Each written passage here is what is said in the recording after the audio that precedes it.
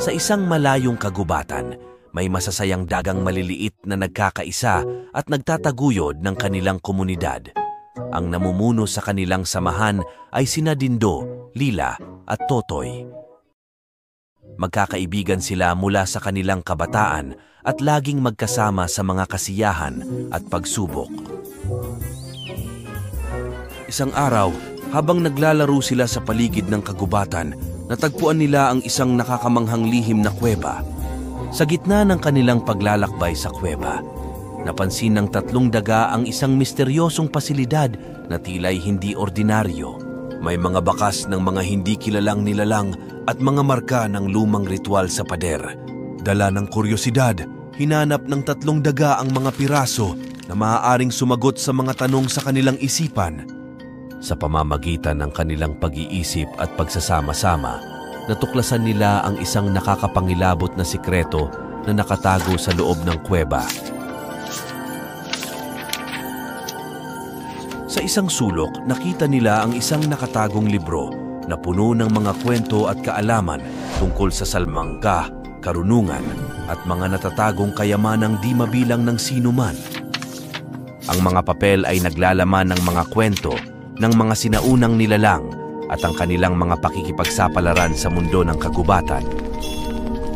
Sa pagbabasa ng libro, unti-unti nilang nadama ang inggitan sa bawat papel na kanilang binabasa.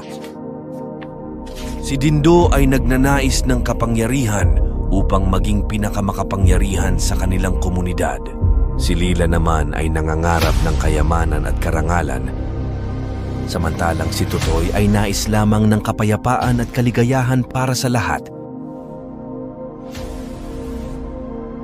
Ang mga pagtatalo ay lumalala habang nagpapatuloy sila sa pagbabasa ng libro. Hindi nila napapansin na unti-unti silang nasisira ng ambisyon at inggit sa kanilang mga puso. Ang dating masayang samahan ay unti-unting nagiging tensyonado at masalimuot.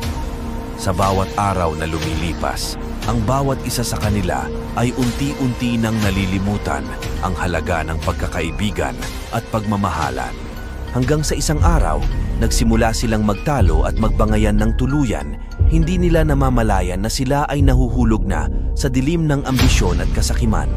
Ngunit habang tumatagal, unti-unti nilang naalaala na ang kanilang pag-aaway ay nagdudulot lamang ng hindi pagkakaunawaan at pagkawatak-watak. Sa pamamagitan ng mga karanasan at pakikisalamuha sa isa't isa, natutunan nilang mas mahalaga ang kapayapaan, pagkakaibigan at pagmamahalan kaysa anumang yaman o kapangyarihan. Sa wakas, naisip ng tatlong magkaibigan na iwanan ng libro at bumalik sa kanilang dating pamumuhay na puno ng kapayapaan at pagmamahalan. Sa kanilang pag-alis, iniwan nila ang mga kayamanan, ngunit dala ang mas mahalagang aral na kanilang natutunan sa kanilang paglalakbay, ang halaga ng kapayapaan at pagkakaibigan sa puso ng bawat isa.